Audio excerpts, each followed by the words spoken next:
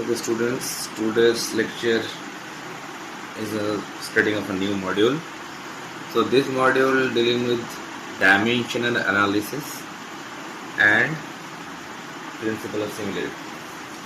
The principles of similarity I will come later. First, we are going to start today, that is dimensional analysis. So it's a very important topic. So first of all, you have to know what does it mean that dimensional analysis means what actually we are going to do over here. Okay, so the objective of dimensional analysis is that I have written few points over here. The first point I have written over here, it is a mathematical technique used in research work for design and for model test. What does it mean? That means it is actually mathematical process, mathematical technique we are going to introduce you. So that mathematical technique basically used to do some kind of research work, suppose for kind of preparation of any kind of model testing, any kind of dam or any kind of large turbo machinery, or suppose you are assuming aircraft testing. So that kind of things is in real manner they are very huge cost involved to manufacture or to build that kind of a dam or to build a airplane or to build some kind of turbo machinery like a big pump or big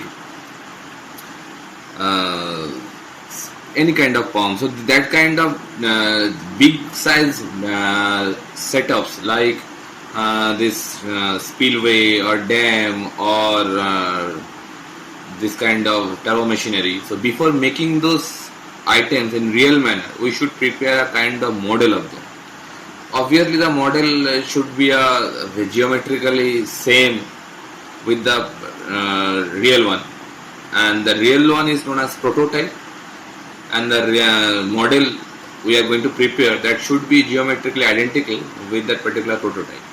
Model can be a bigger than the prototype or it can be a smaller than the prototype. Generally model is a smaller than the actual item, but it can be a bigger than the actual item also. Okay, so model can be bigger or smaller than the real item.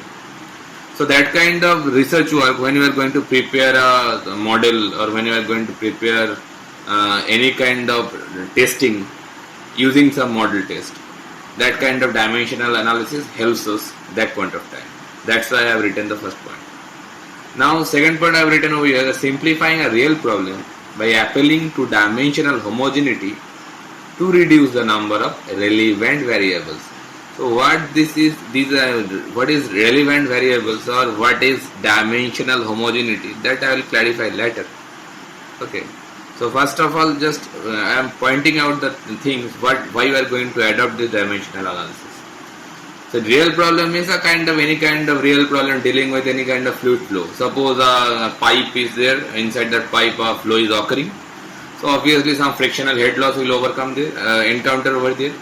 So if you want to quantify what amount of frictional head loss is going to occur inside that pipe flow, that point of time lots of variables, so lots of parameters will come over there, like the diameter of the pipe, viscosity of the fluid, density of the fluid, surface roughness of the pipe. Lots of parameters will come over there. Now if you try to reduce the number of these relevant variables means those variables which are actually dealing with that particular real problem over this pipe flow problem, like diameter of the pipe, density of the fluid, viscosity of the fluid. These are the relevant variables dealing with the problem. And dimensional homogeneity is a kind of maintaining a dimension for a linear equation. I will clarify later. So this kind of real problem, if you want to reduce the number of relevant variables, that point of time that dimensional analysis will help you a lot. Okay. And third point I have written over there, that it deals with the three very important dimensions. Which are these three important dimensions? That are length, mass and time. So we are going to play with these three important parameters: length, mass and time. So in fluid mechanics, we are basically going to use these three parameters, these three dimensions to do this whole dimensional analysis procedure. So they are very important, mind it: length, mass and time in short form, or in symbolically we are expressing that things L, N and T. T. Okay. So first of all we should know some basic things to do the process, like what are primary dimensions. So in fluid mechanics, particularly in fluid mechanics, we are basically studying this subject only. So we are going to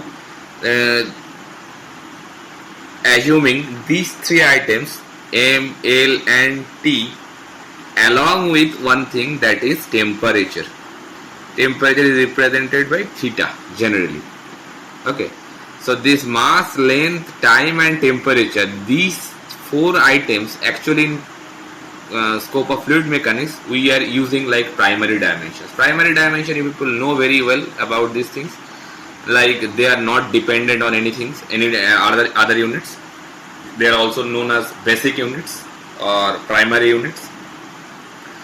And the second thing is, if we go for suppose we are in scope of physics.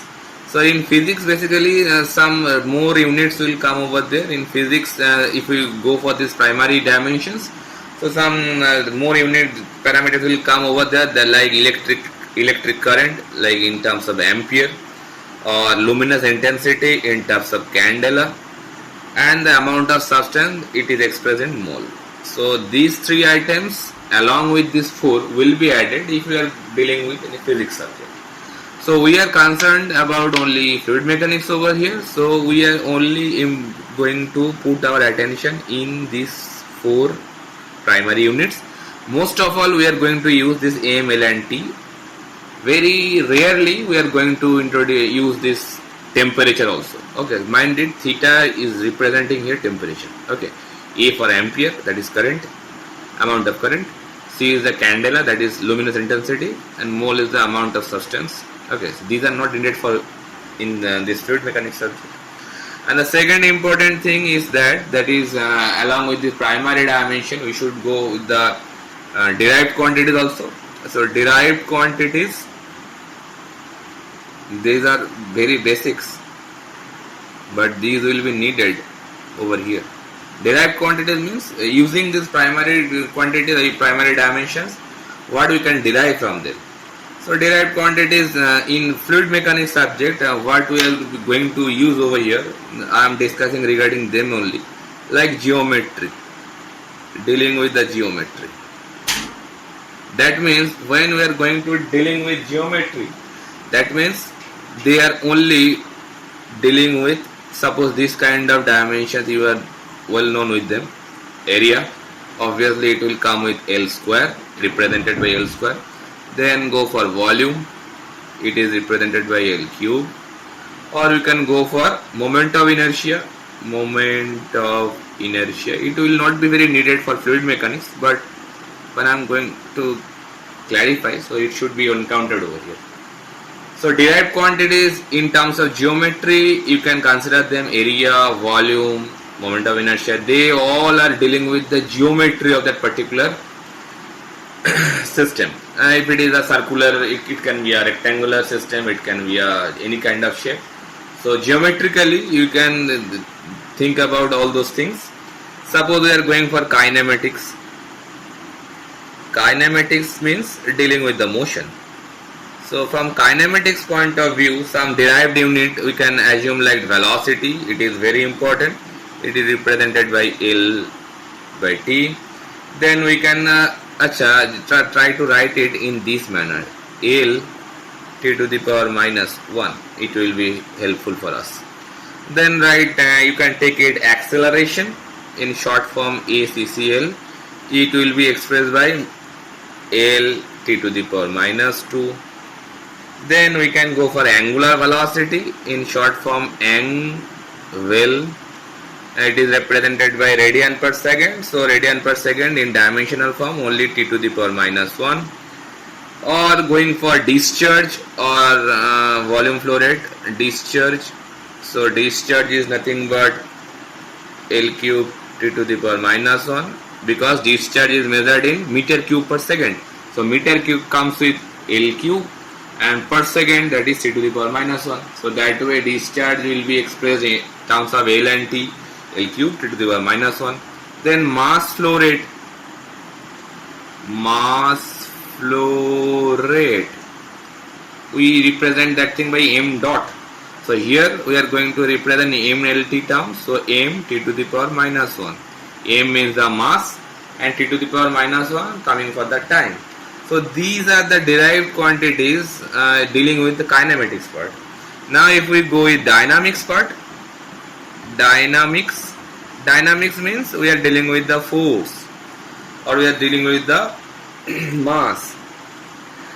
So dynamics, when we are going to dealing with force, so obviously force will come first. Force is a representation of MLT term. It can be represented by AML T to the power minus 1. T to the power minus 2.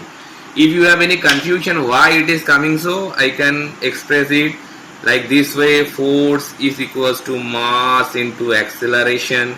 So mass will be represented by okay, not kg. I am going to express in MLT terms, so it should be expressed by m. So mass is coming with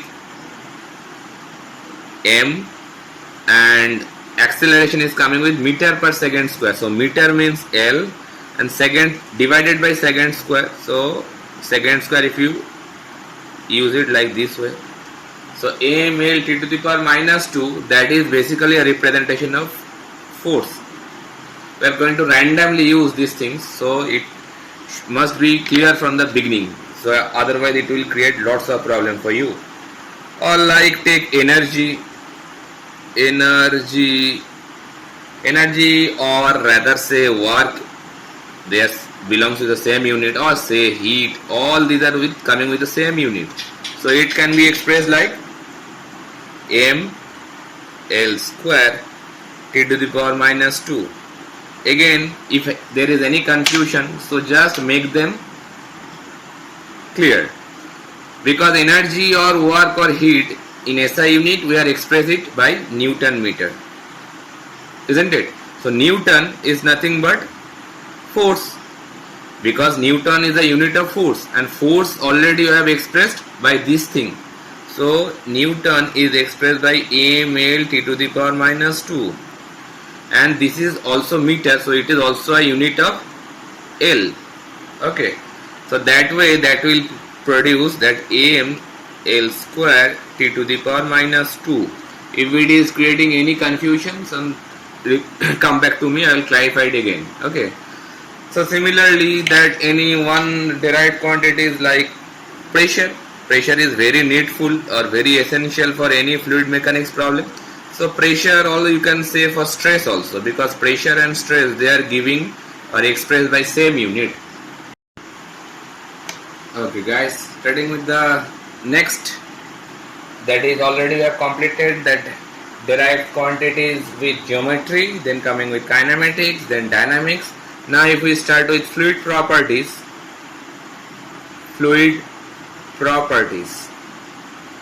So these topics only dealing we are now with derived quantities.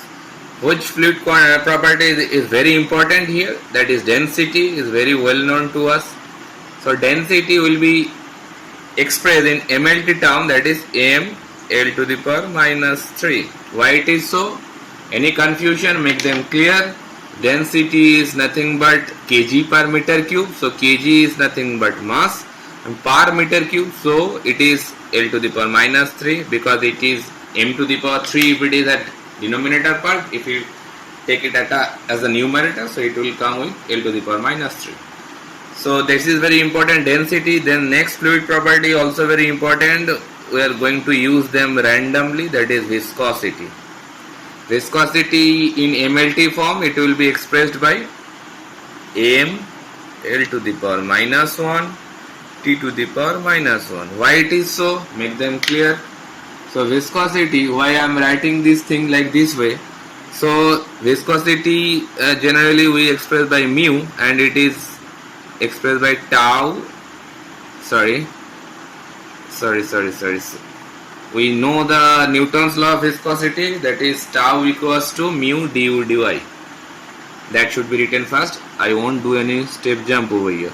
Tau equals to mu du dy, and that way we can swipe it like this: mu equals to tau du by dy, isn't it? So now you can see that mu is shear stress to rate of shear strain ratio. So now shear stress or any stress is generally expressed by force by area. So if stress is, now see, stress or shear stress will be expressed by force by areas, and force already we know that force is expressed by m l t to the power minus 2, isn't it? It is a dimension of force. It is force. We already written, or we have already explained that thing. So if it is force and stress is force by area, so by area, if you take it as numerator, so it will come L to the power minus 2. So that way that shear stress is giving you m L to the power minus 1 t to the power minus 2. And if the shear stress is like this, so the viscosity is shear stress by rate of shear strain. So du by dy, what it will produce you, what it will give you, that u is nothing but a unit of velocity. So velocity meter per second. Meter per second means L t to the power minus 1, isn't it? It is coming for the velocity term, that is change of velocity na. So change of velocity will give you meter per second. So meter, that means length unit, per second, that is by t. So t को ऊपर उठा लिए तो ये हो जाएगा. And नीचे है dy. dy is the distance. The distance always expressed by L. So that is in denominator part. If you take it as numerator, so it will produce you L to the power minus 1. So that L will be cancelled. So it will only give you t to the power minus 1. So as a whole, if you take it like mu, so mu is giving now shear stress, that is nothing but m L to the power minus 1 t to the power minus 2 divided by t to the power minus 1. So what does it produce? It is giving you m L to the power minus 1 and t to the power minus 2 इधर है, और ये minus 1 ऊपर जाएगा तो plus 1 हो जाएगा, तो t to the power minus 1. See, this thing and that thing, they are very same. So that way I have to clear first of all, so how we can derive those units in terms of MLT. Okay, so those are very important, and it will be very needful when you are going to solve any problem dealing with dimensional analysis. So first of all, that should be cleared with you people. Now if you go for a second, first fluid property, then this one is second. Then kinematic viscosity is also very important. Kinematic viscosity, it is an absolute viscosity. It is basically absolute or dynamic viscosity. And if we go for the kinematic viscosity, so it is expressed by nu symbol, nu, not mu, nu, nu. And its dimensional form is in terms of MLT, L square t to the power minus 1. Why it is so? Because kinematic viscosity का unit क्या होता है? Meter square per second. So meter square, that means L square per second. So t to the power minus 1. Okay. So the next fluid property is also very important. Surface tension. Surface tension is nothing but symbol is sigma, and it is unit of Newton per meter. So Newton is nothing but the unit of force, and force का dimensional form already हम लोगों को पता है. If I explain it, surface tension का unit होता है Newton per meter. So Newton is nothing but the force, and force का dimensional form हम लोग already जान चुके हैं और explain भी कर चुके हैं कि force is nothing but m l t to the power minus 2. That is the dimensional form of Newton. Mass into acceleration करके निकला है, और per meter, that is the L to the power minus 1. So that way the surface tension will give you that m t to the power minus 2. So surface tension का फिर dimensional form क्या हुआ? m t to the power minus 2, because L will be cancelled with each other. Okay. So that way we can generate, or you can develop these fluid properties. Those fluid properties, they all are minded, they all are derived quantities. Using that three basic dimensions, M, L and T. And one thermal conductivity is also there. Thermal conductivity also can be expressed.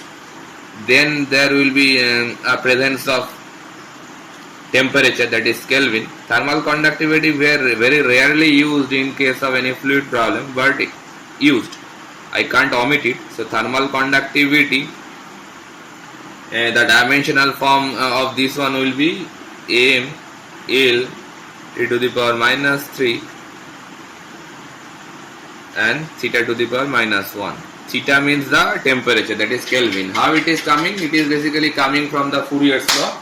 So Fourier's law you can read from any heat transfer subject. Heat transfer will come for you. So in Fourier's law we know that Q is nothing but Ka dt dx. Okay. So the heat amount of heat, that is Q, and K is the thermal conductivity, this one. A is the area, and dt means change of temperature, and dx means the distance. So if you analyze that thing, it will give you that kind of dimensional form in terms of M, L and T. How it can be clarified, or how it can be explained? You do it like is like a problem with, you can clarify that one. Q is basically a energy, that is heat. So energy is nothing but Newton meter. So Newton, that is a force, you can explain it in MLT form. Okay, and meter means length. Then come to A, that is length square, that means L square. Temperature, that is Kelvin, that means theta. And X, that is the distance, obviously it will be distance, so L. So that way you can find the dimensional form of K in terms of M, L, T and theta. You can do it like a problem.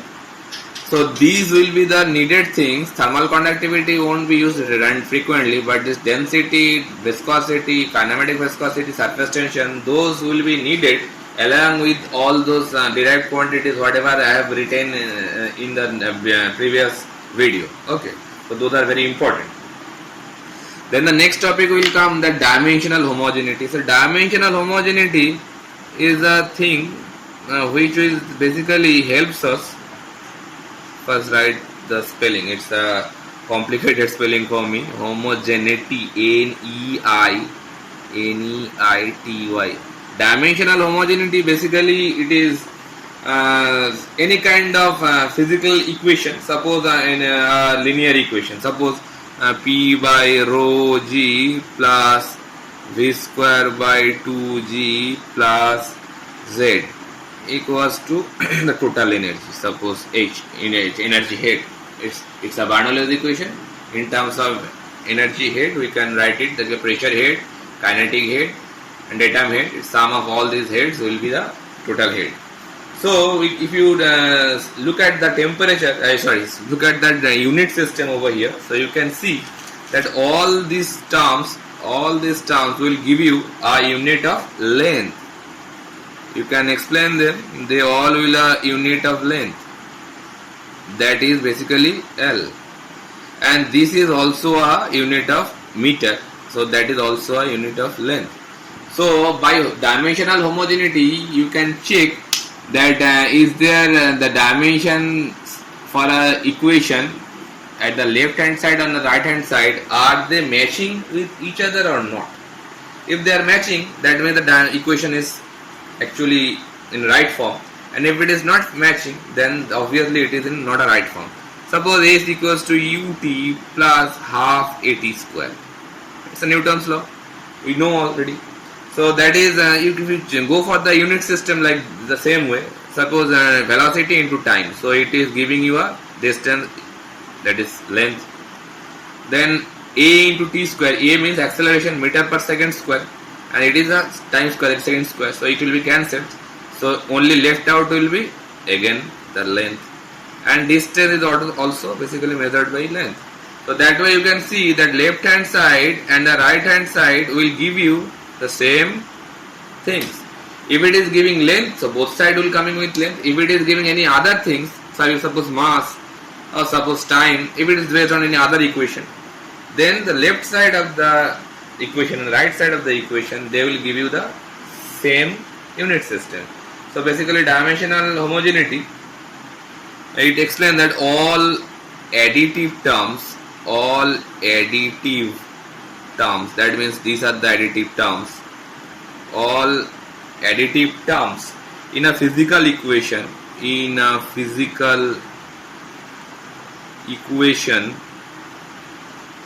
must have the same dimensions, must have. Now on the third video for dimensional analysis, we are going to introduce now a theorem which is very popular theorem, and it is known as Buckingham's pi theorem.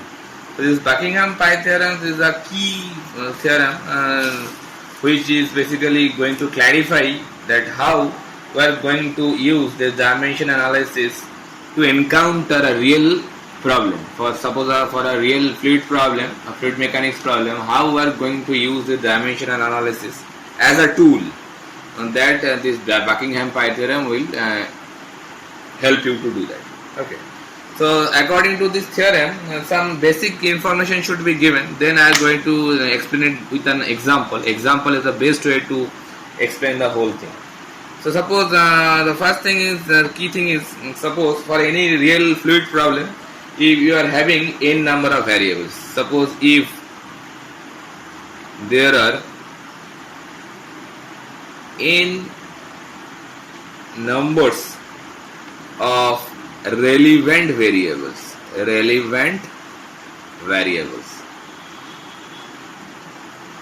Relevant variables means those variables are related with that particular real problem. They are basically essential variables for that particular problem. Suppose I have given an example like a fluid flow through a pipeline. That point of time, relevant variables are those things like pressure gradient, like diameter of the pipe, like density, viscosity of the fluid, surface roughness of the pipe. These are the relevant variables for that particular real problem issue. If you go with another problem like an airplane going flying through air, that point of time some different relevant variables will be encountered, like drag force, like viscosity of the fluid, like surface roughness. So different relevant variables will be there for different real problems. Okay. So if there are n numbers of relevant variables and there are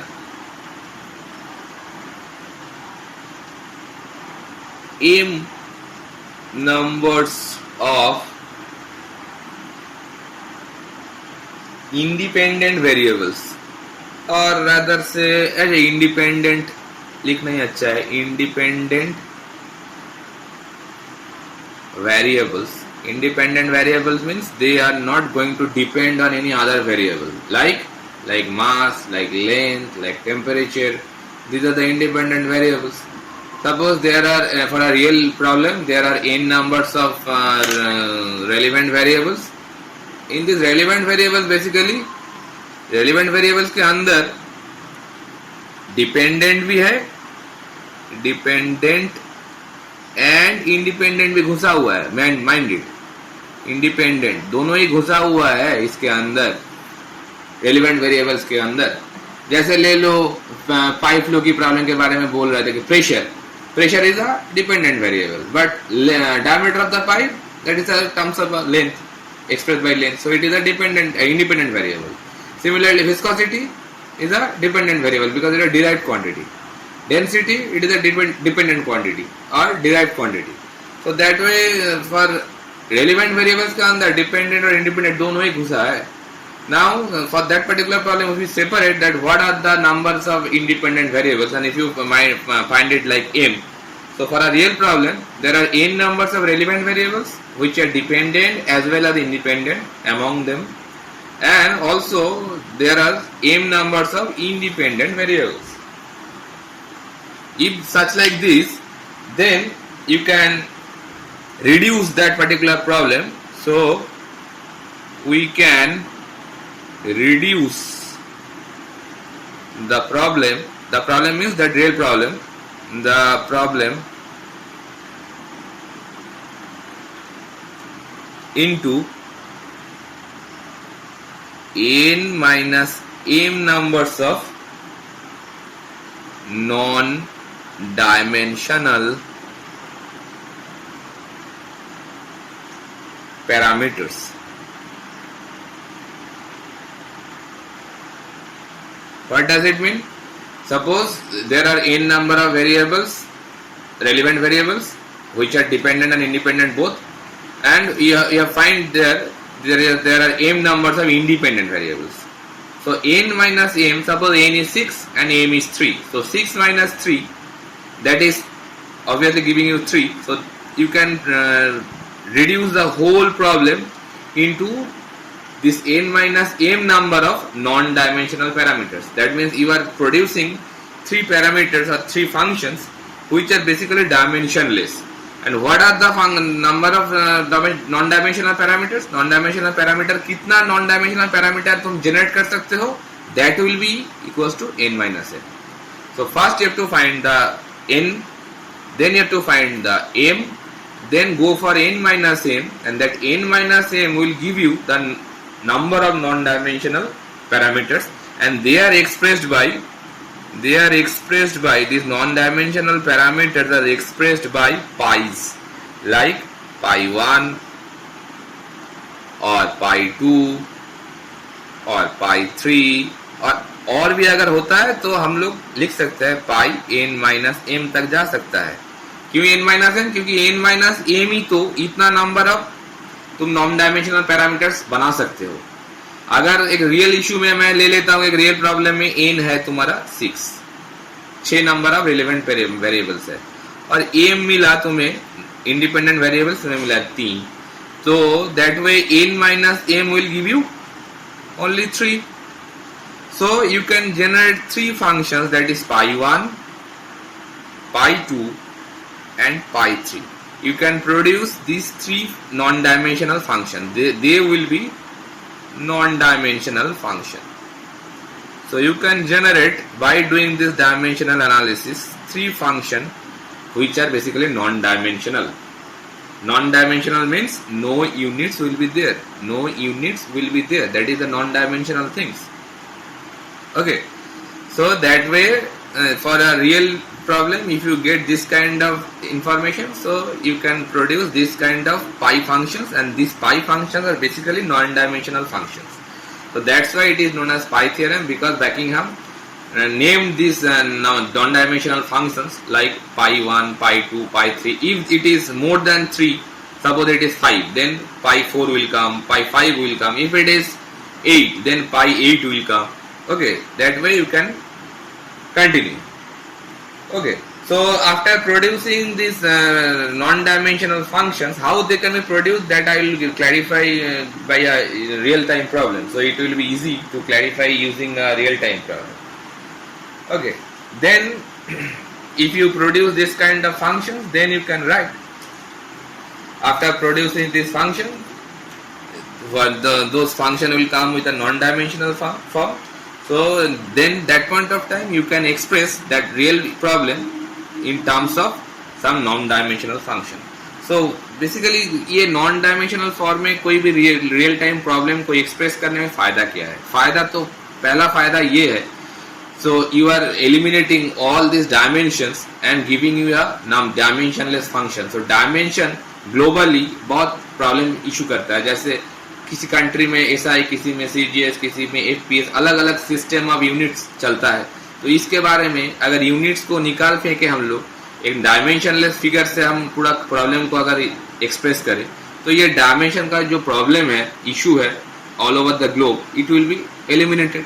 so that way you can always use these non-dimensional numbers or non-dimensional function to sort out any real-time problem. Suppose consider a pi flow. Suppose this is a pi flow ऐसे flow हो रहा है, ठीक है। ये एक बड़ा pipe है जिसका डायमीटर है 10 मीटर और एक छोटा पाइप है जिसका डायमीटर है 0.5 मीटर। तो इन दोनों में फ्लो हो रहा है। तो हो सकता है इस पाइप का डायमीटर बड़ा है, इस पाइप का डायमीटर कम, इसका रफनेस अलग है, इसका रफनेस अलग है। लेकिन if we maintain such a flow condition that Reynolds number of this one is equals to Reynolds number of this one, then we can say for both of these pipe their dimension is actually, so we can say if we maintain somehow Reynolds number for both these cases are same, so we can say the flow pattern for both these pipes will be laminar. So that way this dimensionless number, not taking concern regarding those units, by maintaining the Reynolds number same, you can say the flow pattern of those both of these pipes will be remain laminar. So that is the importance of using the dimensionless number. Suppose a Froude number. Froude number is basically important for any kind of channel flow. Okay, so Froude number is basically helps us to find is that flow nature is critical or subcritical or supercritical. Now for different kind of channels, if the Froude number is keeping same, then it will tell you that Froude number is same means that flow is obviously a same kind of flow. If they are less than 1, it is subcritical. If that is greater than 1, that is supercritical. So that way these dimensionless numbers or dimensionless functions will help you to solve real-time problem. Okay, so that's why the dimensionless number or dimensionless function we are going to derive. Okay, so now Buckingham pi theorem, basically that way we have to produce this type of dimensionless functions. So first we have to know n and m, then find n minus m, then we have to use some repeating variables. So one repeating variables will come over here, repeating variables. So what are these repeating variables? Repeating means bar use करना पड़ेगा. So what will be those repeating variables? The repeating variables is nothing but this m. That means तुम्हें पहले ढूंढना पड़ेगा कि तुम्हें ये repeating variable पूरा के पूरा, सपोज ये 6 जो तुम्हारा रेलिवेंट वेरिएबल्स है, ये 6 रेलिवेंट वेरिएबल्स के अंदर तुम्हें जो रिपीटिंग वेरिएबल्स है that is nothing but the m, मतलब जो तुम्हारा इंडिपेंडेंट वेरिएबल्स है that is basically the repeating variables. How we are going to select those m के 6 सपोज ले लो, तुम्हारा 6 जो प्रॉब्लम है, एक प्रेशर ग्रेडियंट है जो वेरिएबल्स है पाइप फ्लो के लिए, एक प्रेशर ग्रेडियंट है डीपीडीएक्स, एक डायमीटर है, एक विस्कोसिटी है, एक डेंसिटी है, एक सरफेस रफनेस है. सरफेस रफनेस होगा और तुम्हारा वेलोसिटी होगा, right. Suppose these are the relevant variables for any pipe flow problem. I will elaborate this thing on more in detail. So repeating, suppose ले लो ये पूरा तुम्हारा रियल टाइम प्रॉब्लम है, ये पाइप में फ्लो हो रहा है जिसके लिए these are the relevant variables. What are they? That is the pressure gradient. We know that pressure gradient is very needful to occur in any flow. That is d, diameter of the pipe, mu, viscosity of the fluid, density of the fluid, rho, eta, that is surface roughness of the pipe, that is I have already used for pipe flow, and v is the average velocity of the flow.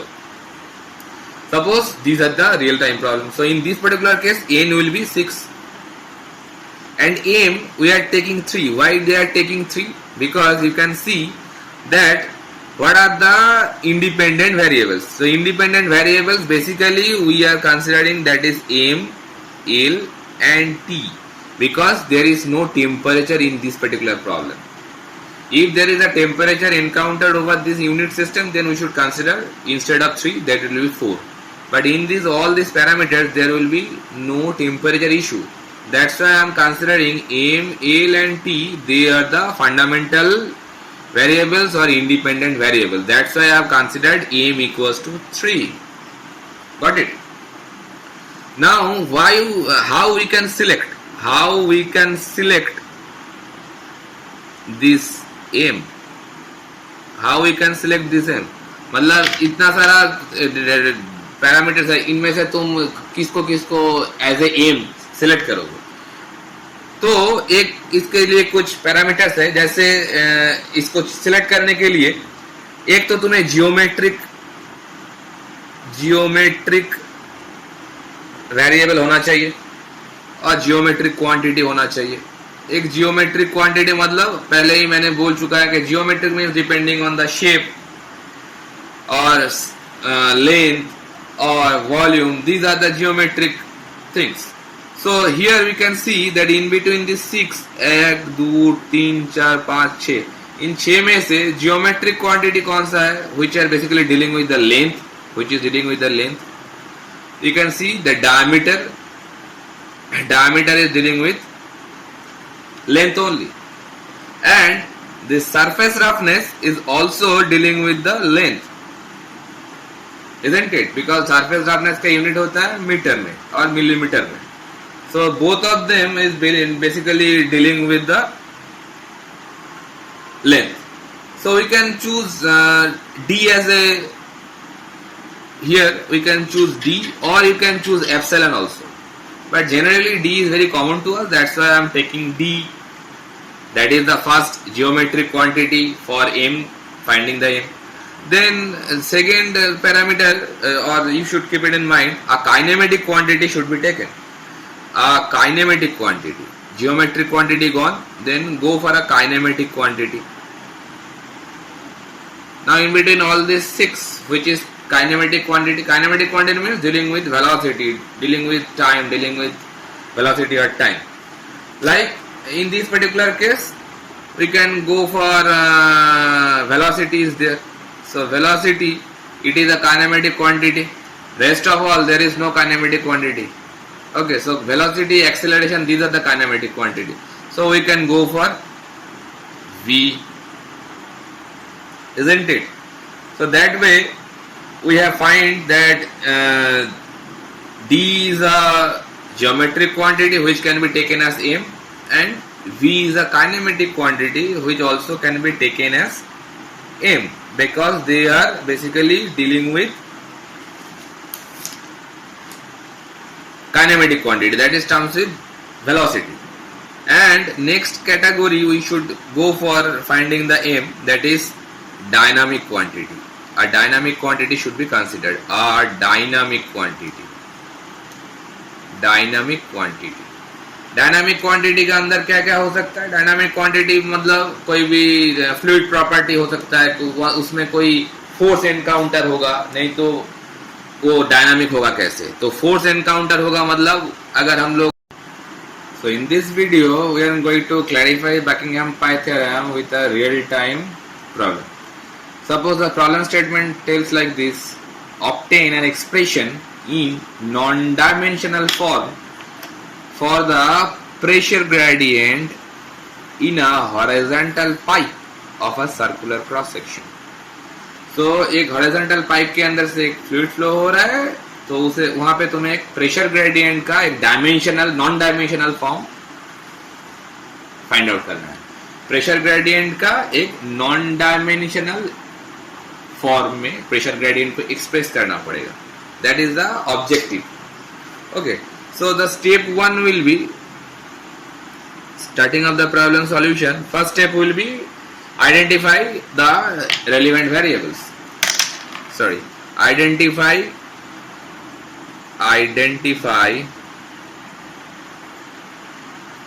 the relevant variables.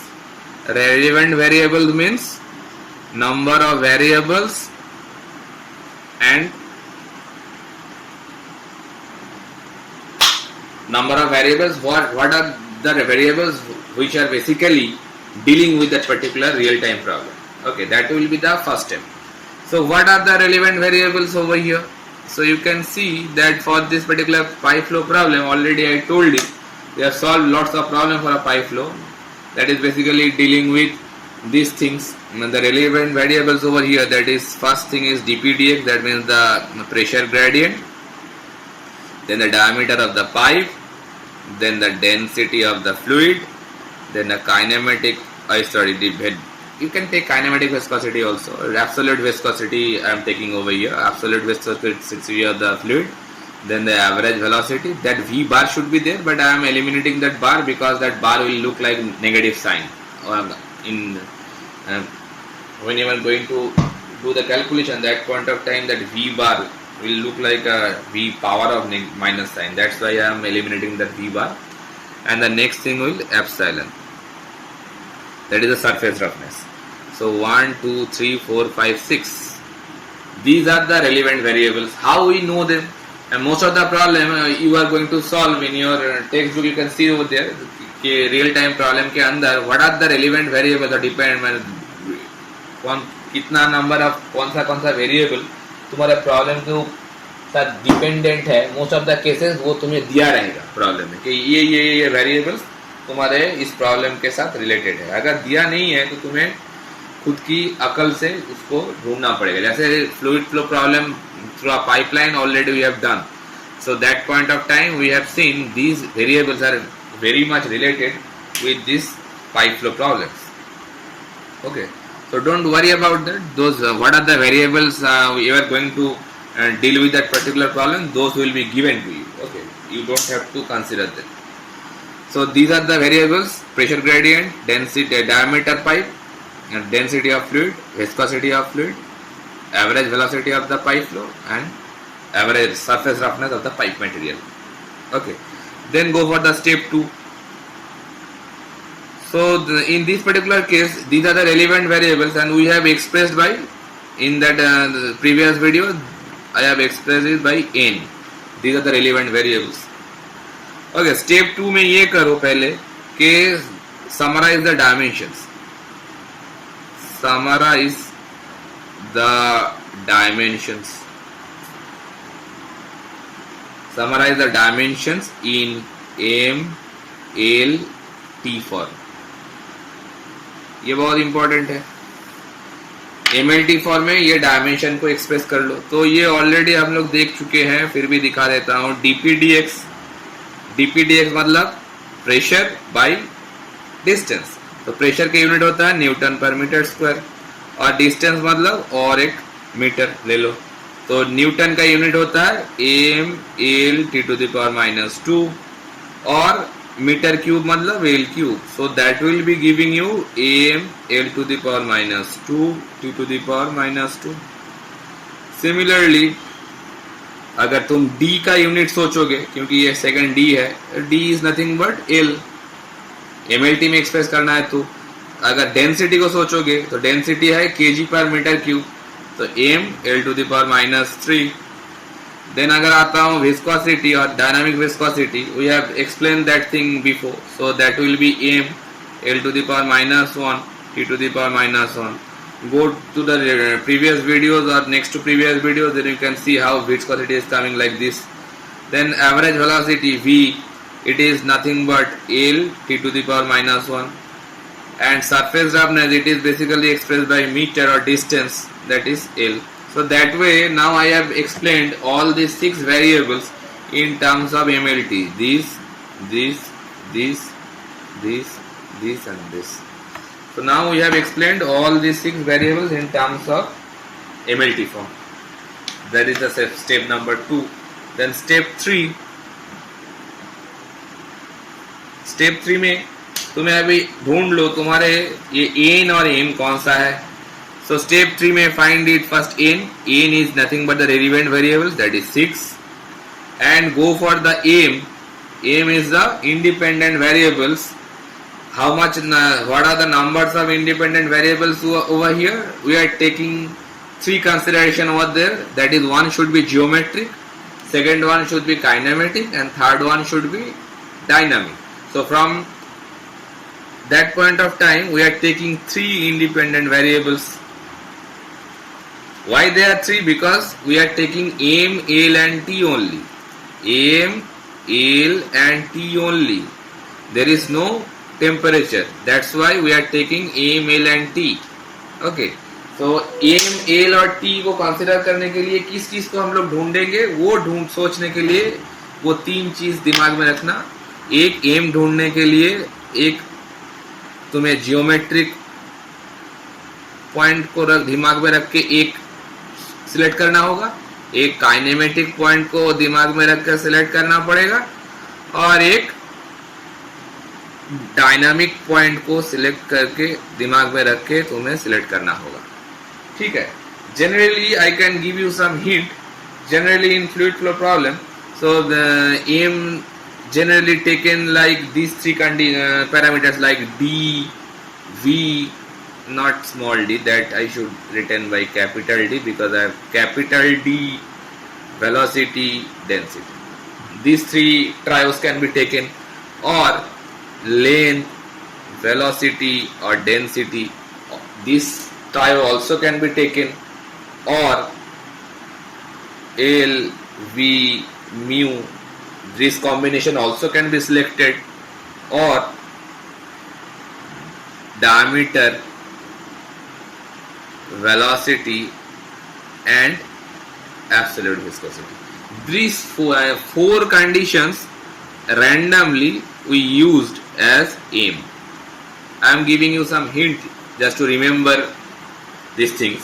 कि generally fluid flow problem में, fluid mechanics problem में generally aim जो जिस combination में हम लोग लेते हैं आइदर डी वी रो, इन तीन को लेते हैं क्योंकि डी है जियोमेट्रिक, वी है काइनेमेटिक और रो है डायनामिक.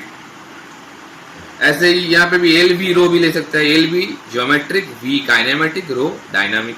क्योंकि डायनामिक फोर्स नहीं, फोर्स के साथ और मास भी हो सकता है. फोर्स और मास दोनों में से एक भी रहेगा तो हम लोग डायनामिक कंसिडरेशन में लाते हैं.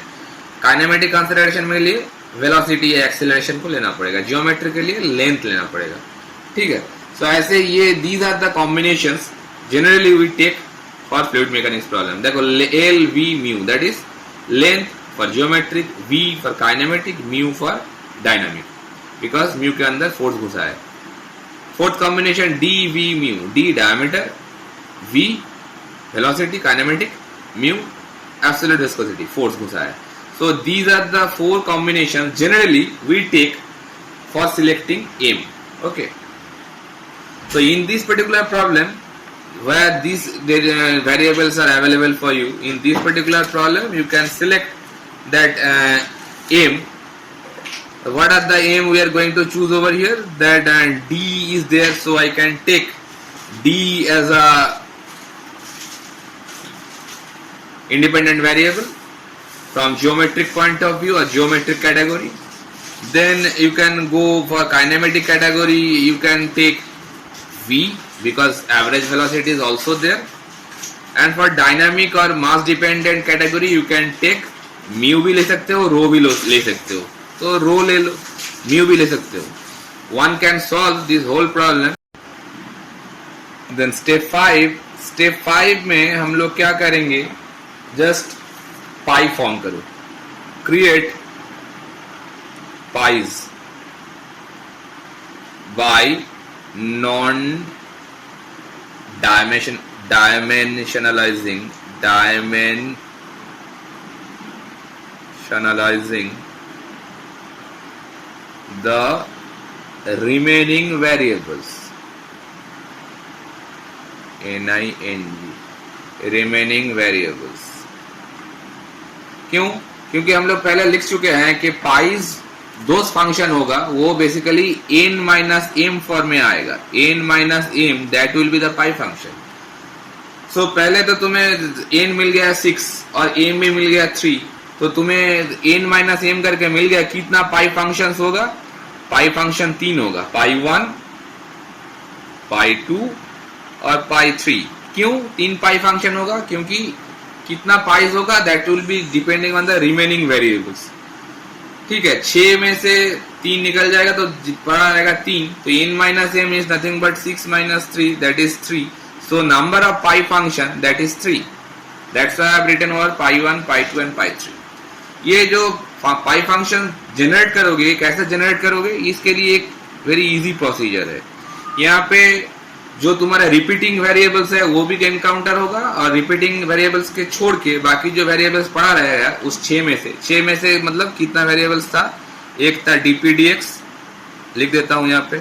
एक था डायमीटर ऑफ पाइप, एक था डेंसिटी ऑफ द फ्लूइड, एक था विस्कोसिटी ऑफ द फ्लूइड एक था वेलोसिटी और एक था सरफेस रफनेस। ये 6 वेरिएबल्स है, ठीक है। इन 6 में से हम लोग इंडिपेंडेंट वेरिएबल्स किसको मान चुके हैं? इंडिपेंडेंट वेरिएबल्स मान चुके हैं डायमीटर को, डेंसिटी को और वेलोसिटी को। ओके, सो इन 6 में से ये 3 अगर इंडिपेंडेंट वेरिएबल्स है तो मतलब ये है रिपीटिंग वेरिएबल्स। इंडिपेंडेंट वेरिएबल्स जो है वही है रिपीटिंग वेरिएबल्स। तो रिपीटिंग वेरिएबल्स को तीनों बार रिपीट करेंगे, इसीलिए उसको रिपीटिंग वेरिएबल्स बोलते हैं। और रिपीटिंग वेरिएबल्स को छोड़ के जो रह गया, कौन कौन रह गया बाबा? रह गया यहाँ पे प्रेशर ग्रेडियंट, म्यू और एवरेज सरफेस रफनेस। तो इन 3 को 3 फंक्शन में लिख दो। तो मैंने सोचो ये यहाँ पे dpdx लिख दिया जो रिमेनिंग है, यहाँ पे मैंने म्यू को लिख दिया, सॉरी यहाँ पे मैंने म्यू को लिख दिया, नहीं तो सरफेस रफनेस को लिख देते हैं, फिर म्यू को लिखते हैं, एक ही बात है, ठीक है। तो ले लो ऐसे, तुम्हें जो रिमेनिंग वेरिएबल्स है इंडिपेंडेंट रिपीटिंग वेरिएबल्स को छोड़ के जो रिमेनिंग वेरिएबल्स है वो 3 को 3 फंक्शन में लिख दिया। अभी जो रिपीटिंग वेरिएबल्स है वो तीनों को यहाँ पे रिपीट करेंगे, इसीलिए उसको रिपीटिंग वेरिएबल्स बोलते हैं हम लोग। कौन सा है बाबा? एक तो है डी, एक है वेलोसिटी और एक है डेंसिटी, ठीक है। यहाँ पे भी लिख दो डी वी डेंसिटी, यहाँ पे भी लिख दो d v density. So these 3 are independent variables as well as they are repeating variables, mind it. And repeating variables को छोड़ के जो बाकी पड़ा है वो है remaining variables, dpdx, epsilon, mu। यहाँ तक क्लियर है? अभी नेक्स्ट स्टेप इज, ये जो रिपीटिंग वेरिएबल्स है हर एक फंक्शन के लिए मैंने एक आर्बिट्री वेरिएबल लेता हूँ। मैंने इसके ऊपर x1, इसके ऊपर x2 और इसके ऊपर x3 लिख दिया, और इसके ऊपर भी x1, इसके ऊपर भी x2, इसके ऊपर भी x3, सेम फैशन में x1, x2, x3। These are the index actually. You can take A, B, C also. I am taking x1, x2, x3. Not like so you have to also choose x1, x2 and x3. You can take it like A, B and C. D to the power A, V to the power B, rho to the power C. You can take it. Any arbitrary variables you can choose. Okay. Now, I have already told that pi1, pi2 and pi3 will be non-dimensional function because we have expressed taking these things as non-dimensionless. तो इस तीनों का कोई भी dimension नहीं आएगा, mind it, ठीक है। अभी नेक्स्ट स्टेप में क्या होगा? नेक्स्ट स्टेप में ये होगा कि तुम्हें अभी ये पहले मैं pi1 को सॉल्व करके दिखाता हूं, रुको। तो ले लो pi1। pi1 is nothing but dpdx का पहले ही मैंने वो डायमेंशन निकाल के रख चुके हैं। तो dpdx is nothing but m l to the power minus 2 t to the power minus 2। ये m का dpdx का डायमेंशनलेस फॉर्म है, मतलब mlt में। देन d, इसके बाद कौन आ रहा है? d मतलब उसका डायमेंशन क्या था? l। तो ये तो l के ऊपर इंडेक्स x1 लगाया है तो l to the power x1। फिर आता है कौन? वेलोसिटी। वेलोसिटी मतलब l t to the power minus 1। इसके पावर में कौन आएगा? x2 मैंने लगाया है तो लगा दो। फिर आएगा कौन? डेंसिटी। डेंसिटी मतलब क्या? m l to the power minus 3। इसका पावर में कौन आएगा? x3, जो मैंने लगाया वही लगा देंगे, ठीक है। तो अभी इंडेक्स बचपन में किए है ना, तो इंडेक्स की टर्म में ये पावर को अगर ऐड कर लेते हैं जैसे छोट बचपन में किए हैं तो m to the power 1 plus x3 आ जाएगा। Then l to the power minus 2 plus x1 plus x2 minus 3x3, just power को एडिशन कर रहे हैं और कुछ नहीं। And t to the power क्या आएगा? -2 minus x2। आएगा ना, तीनों का अगर इंडेक्स को ऐड कर देंगे तो, ठीक है। और इधर तो क्या था, पाई था, पाई 1 था, तो pi 1 we know that is a dimensionless form. So pi 1 को we can write like this, m to the power 0, l to the power 0, t to the power 0 लिख सकते हैं पाई 1 को, क्योंकि ये नॉन डायमेंशनल फंक्शन होगा। तो अगर m टू द पावर 0 मतलब 1, l टू द पावर 0 मतलब 1, t टू द पावर 0 मतलब 1, कोई भी यूनिट नहीं है, तो पाई 1 को ऐसे लिख सकते हैं, पाई 1 को नहीं, पाई 2 को भी लिख सकते हैं, पाई 3 को भी ऐसे ही लिखेंगे टू द पावर 0 करके, मतलब ये डायमेंशनलेस है। Now if we equate left hand side power with the right hand side power, then we can write it like this, equating the powers, equating the powers। एकदम बचपन में किया है ऐसे ही प्रॉब्लम। तो क्या आ जाएगा, m के लिए अगर इक्वेट करोगे तो क्या आ जाएगा, x3 इक्वल्स टू -1 आ जाएगा। l के लिए अगर इक्वेट करोगे तो क्या आ जाएगा, थोड़ा सिंप्लीफाई करके कर लेना। m के लिए अगर सिंप्लीफाई करोगे तो ऑलरेडी x1 x3 पता चल गया है, तो l के लिए ना करके अगर t के लिए करोगे, इसके पहले बाद m के बाद अगर t के लिए करोगे तो इजी होगा। t के लिए -2 -x2 है, ओ -2 -x2 तो पता नहीं है, x3 पता है ना,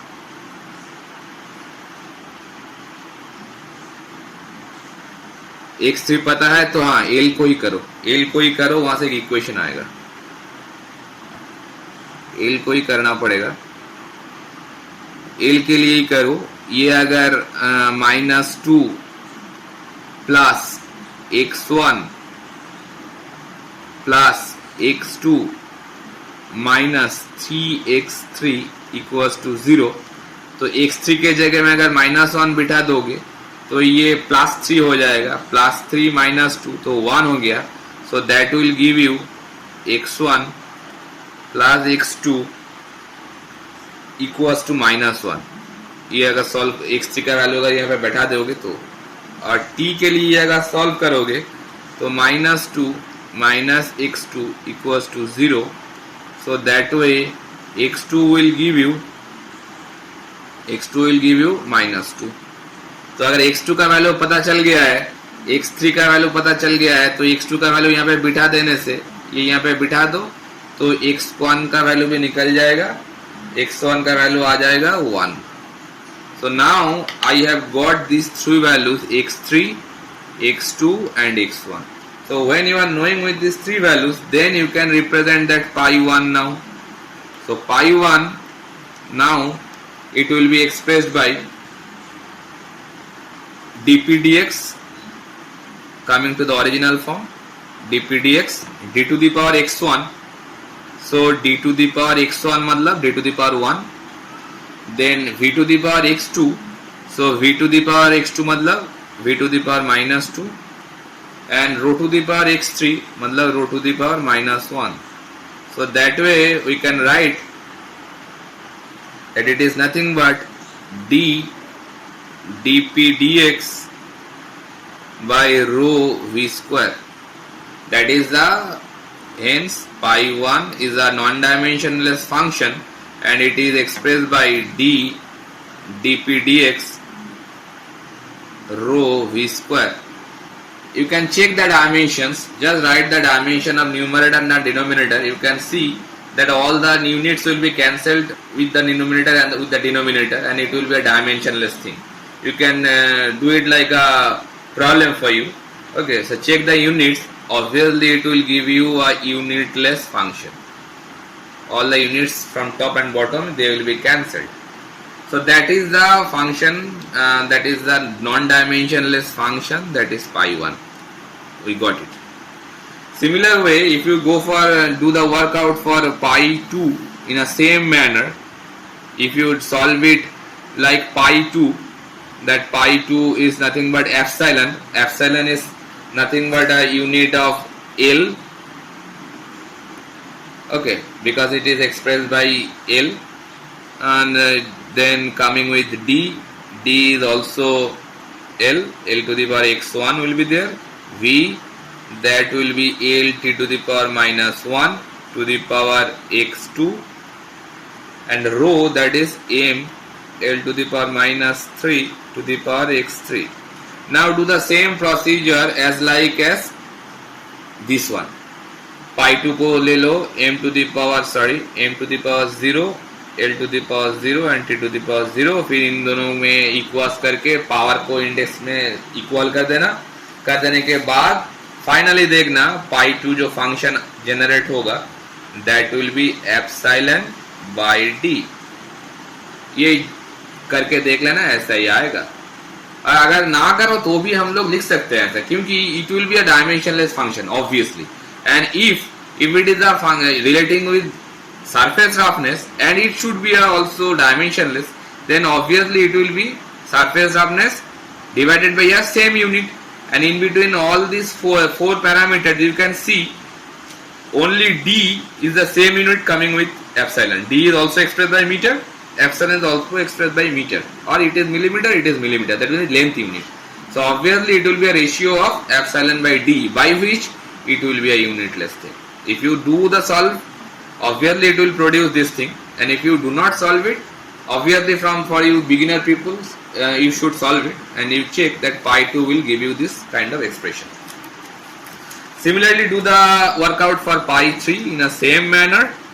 I am leaving this thing for you, that will be mu and d to the power x1, then v to the power x2 and rho to the power x3. Do the same workout, whatever I have done for the first part.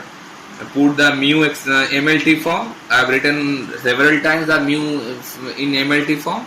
So write it there and do the same workout, and you can see after solving that pi 3 will give you a function which will be look like mu by rho vd. Do the process rightly. Mind it, if you do a silly mistake, it will not give you this kind of function. So what does it mean? If you check the unit over here, mu का unit ऊपर लिखना, रो we का unit नीचे लिखना, check करके देख लेना, ये भी ऑब्वियसली यूनिटलेस होगा. अगर तुम लोगों का कोई भी यूनिट में लेके कोई प्रॉब्लम हो रहा है तो come back to me. Now you can see that if you write pi 3 like this way, 1 by rho vd by mu, then that rho vd by mu is nothing but Reynolds number. So it is better to write, instead of pi 3 in this particular form, we can write it in this particular form. So you can express it by one dimensionless number, that is Reynolds number. So that way I can write that pi 3 function like pi 3 to the power minus 1. ये भी हम लोग लिख सकते हैं, मतलब उल्टा करके भी लिख सकते हैं, because they are unitless. Unitless thing को अगर तुम उल्टा करोगे या सीधा करोगे तो वो यूनिटलेस ही रहेगा, कोई मैटर नहीं करेगा. सो हम लोग पाई 3 को ये pi 3 to the power minus 1 ऐसे भी लिख सकते हैं.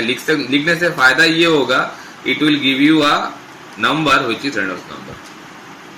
ओके, तो now basically we getting a function that is pi 3 which is mu by rho VD.